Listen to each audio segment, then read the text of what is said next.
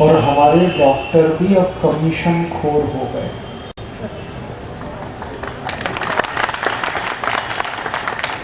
जैसे हमारे नेता है ना कमीशन खोर अधिकारी, अब डॉक्टर्स भी कमीशन खोर। भारत में 99% डॉक्टर अब कमीशन लेते हैं दवाएं लिखने के लिए। कमीशन कौन देता है? दवा बनाने वाली कंपनी। कंपनी को क्या इंटरेस्ट है कमीशन देने में? क्योंकि वो ऐसी दवा बेच रही है जिसको दुनिया में कोई नहीं खरीदेगा, तो भारत में उनको वो दवा बेचनी है। और हमारे भारत में दवा कोई भी व्यक्ति तब खरीदता है जब डॉक्टर उसको पर्चे पे लिखकर वो दे।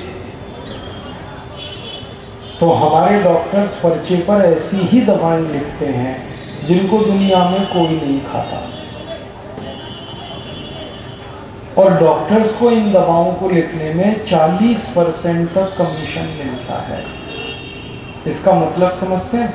आपने अगर 1000 रुपए की दवा डॉक्टर के पर्चे के आधार पर खरीदी तो उसमें से 400 रुपए डॉक्टर के पास जाएंगे। कैसे जाएंगे?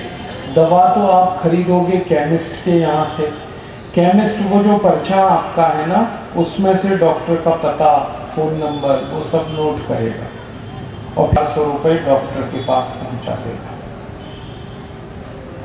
ये धंधा चल रहा है और ये बेईमानी सबसे खतरनाक है, क्योंकि यहाँ आपकी जिंदगी का सवाल है। अब डॉक्टर को लालच कोई कंपनी दे दे कि देखो ये जहर दवा है और इसमें आपको 50% कमीशन है, तो डॉक्टर धुआंधार वही दवा लिखेगा, भले आपकी उससे जान चली जाए। तो आजकल के जो डॉक्टर्स हैं ना वो भगवान नहीं है, देवता नहीं है, शैतान। और ये जो बेईमानी चल पड़ी है कि कंपनियों के कमीशन और उसके आधार पर दवाएं लिखने की, ये बेईमानी पर हम लोग जो अध्ययन कर रहे हैं पता चल रहा है कि डॉक्टर जितना बड़ा होता है बेईमानी उतनी बड़ी करता है, और डॉक्टर जितना छोटा होता है सीधा साधा बेईमानी उतनी कम करता है। बड़ा डॉक्टर, बड़ी फीस, बड़ी बेईमानी, बड़ा भ्रष्टाचार, बड़ी लूट, ये चल पड़ा है पूरे देश में। और ये जो दवा का एक विचित्र प्राणी पैदा हुआ है इस देश में जिसका नाम है मेडिकल रिप्रेजेंटेटिव। ये क्या करता है? ये दिन भर डॉक्टर के यहाँ चक्कर लगाता है, कभी एक डॉक्टर के यहाँ, कभी दूसरे के यहाँ, कभी तीसरे के यहाँ, कभी चौथे के यहाँ। क्या करने जाता है? डॉक्टर को भ्रष्ट बनाने जाता है। मेडिकल रिप्रेजेंटेटिव का एक ही काम है डॉक्टर को भ्रष्ट बनाना। और वो कैसे करेगा भ्रष्टाचार? वो किसी भी डॉक्टर के पास जाके कहेगा देखो डॉक्टर हमारी कंपनी ने ये नई दवा बनाई है, तो डॉक्टर कहेगा मैं क्या करूं? तो कहेगा लिखो इस दवा को। क्यों? कहेगा इसमें कमीशन आपको 40%, 50%। ये धंधा है मेडिकल रिप्रेजेंटेटिव का, और ये धंधा सूट बूट और टाई लगा के किया जाता है ताकि किसी को शक ना हो। ये जो ठगी और डकैती है ना, ये अब बड़े लोगों के ही हिस्से में आ गई है। पहले तो हम ये सुना करते थे कि जो डकैत और ठग हैं वो चंबल की घाटी में रहते थे, माधो सिंह, मोहर सिंह, मलखान सिंह। अब पता चल रहा है कि सारे बड़े सफेद पोश लोग इसी ठगी डकैती में शामिल हैं। और ये जो ठगी और डकैती है ना, इसको पढ़ाई कहते हैं, ये स्टडी है। मेडिकल रिप्रेजेंटेटिव्स को यही पढ़ाया जाता है कि कैसे ठगो और कैसे डकैती डालो। कई मेडिकल रिप्रेजेंटेटिव्स तो ऐसे हैं जो डॉक्टर्स को क्या क्या लालच देते हैं। पैसे का तो लालच होता ही है, और भी बड़े बड़े लालच होते हैं। क्या होता है? जैसे डॉक्टर के बच्चे हैं तो वो किसी बड़ी कॉलेज और स्कूल में पढ़ते हैं, तो उसकी फीस भरने का लालच देते हैं कि डॉक्टर साहब आप चिंता मत करो, आपके बच्चों की फीस हम भरेंगे, बस आप हमारी दवा लिखते हो। कई डॉक्टर्स ऐसे बेईमान हैं कि उनकी गाड़ी वो कंपनियां देती हैं, फिर गाड़ी में डीजल पेट्रोल भी कंपनियां भरवाती हैं और डॉक्टर से कहती हैं बस आप दवा लिखते रहो हमारी, हम आपका डीजल भरेंगे, पेट्रोल भरेंगे। कई डॉक्टर्स के मोबाइल फोन का बिल कंपनियां भरती हैं, कई डॉक्टर्स के घरों की बिजली पानी के बिल कंपनियां भरती हैं, और कई डॉक्टर्स को हर साल बीवी बच्चों के साथ स्विट्जरलैंड की यात्रा का टिकट कंपनियां देती हैं। ये सब होता है और इसका सबसे बड़ा दुष्परिणाम आपको होता है, क्योंकि आपको जो डॉक्टर दवा लिखेगा वो सबसे बकवास दवा होगी, जो आप खाओ और ज़्यादा बीमार हो जाओ, और ज़्यादा खाओ और बीमार हो। इसीलिए मेरी आपसे हाथ जोड़कर प्रार्थना है कि आप बीमारी से नहीं, बेईमान डॉक्टर से बचो। बीमारी खतरनाक नहीं है, ये जो डॉक्टर कमीशन खोर हो गए ये बहुत खतरनाक है। और ये कमीशन बाजी पता है कहाँ कहाँ है? दवाओं में कमीशन है। आप जब जांच कराते हो ना, सिटी स्कैन, अल्ट्रासाउंड, एमआरआई, इसमें भी कमीशन। आप खून की जांच कराते हो, पेशाब की जांच, उसमें कमीशन। ऑपरेशन कराते हो उसमें तो सबसे ज्यादा कमीशन। तो आप ये कमीशन बाजी करने वाले जो डॉक्टर्स हैं इनसे बचो, और इनकी संख्या 99% है। आप पूछोगे इनका पता कैसे चलता है कि डॉक्टर कमीशन खोर बेईमान है? एक ही सिम्टम बताता हूँ, पता चल जाएगा। कोई डॉक्टर के पास आप गए और वो आपसे ये पूछ रहा है कि आपका मेडिकल इंश्योरेंस है क्या, समझ लेना महाबेईमान डॉक्टर। जो ये पूछे ना कि मेडिकल इंश्योरेंस है क्या आपका, समझना ये बहुत खतरनाक है। उसको नमस्ते कह के बाहर निकालना, क्योंकि वो पूछ इसलिए रहा है कि आपकी जेब पर कितनी बड़ी डकैती डाल सकता है। ऐसे पता चलता है। और कैसे पता चलता है? आपको कोई एक बीमारी है, मान लो हाई बीपी है। अब एक बीमारी की एक ही दवा होती है। देखो, अर्थशास्त्र का जैसे सिद्धांत है वैसे ये चिकित्सा विज्ञान का भी सिद्धांत है। हर साइंस में कुछ प्रिंसिपल्स होते हैं। चिकित्सा विज्ञान में एक सिद्धांत है कि एक बार में एक ही दवा खिलाना या एक बार में एक ही दवा बताना, ये चिकित्सा विज्ञान का सिद्धांत है। लेकिन अगर कोई डॉक्टर एक बार में आपको 4 दवाएं खिला रहा है, 5 खिला रहा है, 10 खिला रहा है, समझ लो महाबेईमान। वो कहेगा 4 गोली सुबह खाओ, 4 दोपहर, 4 शाम, 4 रात, समझ लो महालूटखोर डॉक्टर। एक बीमारी में एक ही दवा काफी होती है और वही एक दवा ठीक करती है आपको। बाकी दवाएं तो वो अपने कमीशन के लिए लिखता है।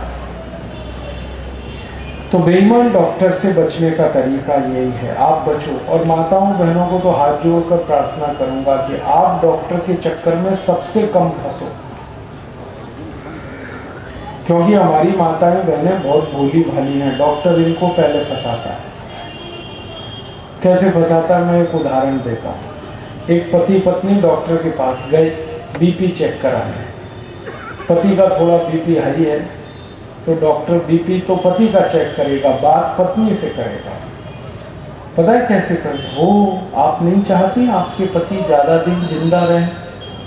अब कौन पत्नी बोलेगी कि मर जाए जल्दी? तो पत्नी कहेगी हाँ हाँ डॉक्टर साहब ये तो ज़्यादा जिंदा रहना ही चाहिए। तो डॉक्टर कहेगा इनका ऑपरेशन करा दो जल्दी से, बीपी बहुत बढ़ा हुआ है, कभी भी फट सकता। और ऐसे ऐसे वाक्य बोलेगा उनको कि ये ज्वालामुखी पे बैठे हुए अभी फट जाएगा, हॉस्पिटल से निकलते निकलते कुछ हो सकता है। अब बेचारी पत्नी घबरा जाती है, कहती क्या करूं कि जल्दी भर्ती करो, मेरा ऑपरेशन थिएटर खाली पड़ा है अभी, कल मैं जा रहा हूँ मद्रास, परसों चला जाऊंगा लंदन। महा झूठा, ना मद्रास जाता है ना लंदन, लेकिन बोलेगा मैं कल मद्रास जा रहा हूँ, परसों लंदन जा रहा हूँ, आज ही मेरा खाली है ऑपरेशन थिएटर, आप तैयार करो। फिर बेचारी पत्नी कहती पैसे तो लाई नहीं, तो कहेगा पैसे की चिंता क्या है, पहले पति को बचाओ, और डाल देगा ओटी में। गए थे बीपी चेक कराने और हृदय काट के निकलवा के भेजेगा। ऐसे हरामी डॉक्टर, जरूरत नहीं है ऑपरेशन की फिर भी करेगा, क्योंकि कमीशन। माताओं को बहुत फंसाते हैं डॉक्टर, आपके गर्भाशय को काट काट के जो निकालते रहते हैं, महा ठग और बदमाश डॉक्टर हैं जो गर्भाशय को काट देते हैं। क्या कहते हैं, गर्भाशय में गांठ हो गई तो कौन सी बड़ी बात है, हो गई तो ठीक कर भाई इस गांठ को, दवा दे इसकी, गांठ गल जाए। अब गांठ गलाने की दवा नहीं उसके पास, समस्या ये है, तो वो क्या कहता है, पूरे गर्भाशय को काट के निकालता है। ये कोई बात हुई? गर्भाशय कोई फोकट की फालतू की चीज है जिसको काट के निकाल? और हर बड़ा छोटा डॉक्टर जहां थोड़ी भी गर्भाशय में गांठ है उसको कटवा ही देता है। परिणाम बताएं क्या होता है, जो माताओं के गर्भाशय निकल जाते हैं वो सब फूलती चली जाती है, मोटापा आएगा, वजन बढ़ेगा, और कोई दुनिया की ताकत फिर उनका वजन कम नहीं करा सकती। और जब वजन बढ़ता जाएगा तो घुटनों में तकलीफ आएगी, क्योंकि भगवान ने ये घुटने बनाए थे 60-70 किलो वजन ढोने के लिए। अब वजन हो गया 100 किलो 110 किलो, तो ये घुटने घिस जाएंगे फिर, और जब घुटने घिसेंगे तो ये हिप जॉइंट्स भी घिसेंगे। फिर वही बेईमान डॉक्टर कहेगा आप घुटने नए लगवा दो, नी रिप्लेस करा। देखो ठगी और डकैती कहां तक है। पहले भाई ऑपरेशन क्यों किया तूने गर्भाशय काटने का? एक छोटी सी गांठ थी वो तो गल जाती, उसकी सैकड़ों दवाएं, वो नहीं करता। ऐसे बेईमानी होती है।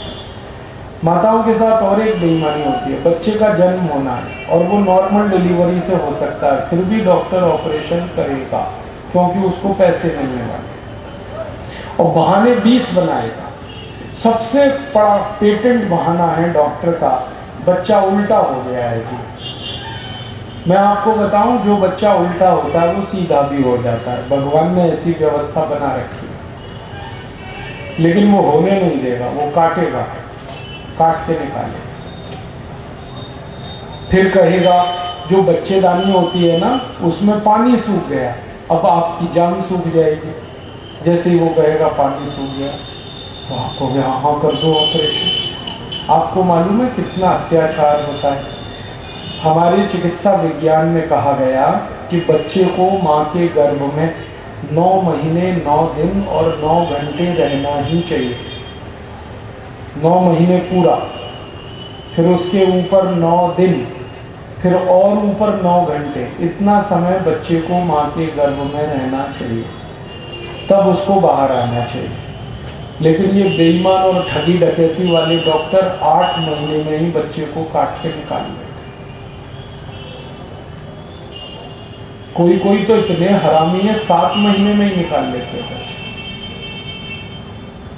परिणाम क्या होता है, ये अंत के जो 3 महीने होते हैं ना बच्चे के लिए, 6वां महीना 7वां 8वां, इसी 3 महीने में दिमाग बनता है, ब्रेन का विकास होता है।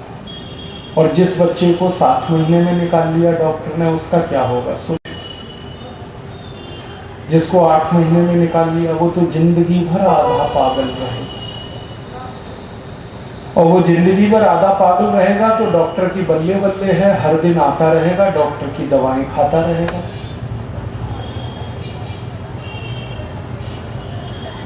तो इसलिए मैंने कहा आप डॉक्टर से बचो। बीमारी खतरनाक नहीं है, डॉक्टर्स खतरनाक, और खासकर जो रिश्वतखोर है, कमीशन खोर है, बेईमान है, वो खतरनाक है। और ऐसे 99% डॉक्टर हैं।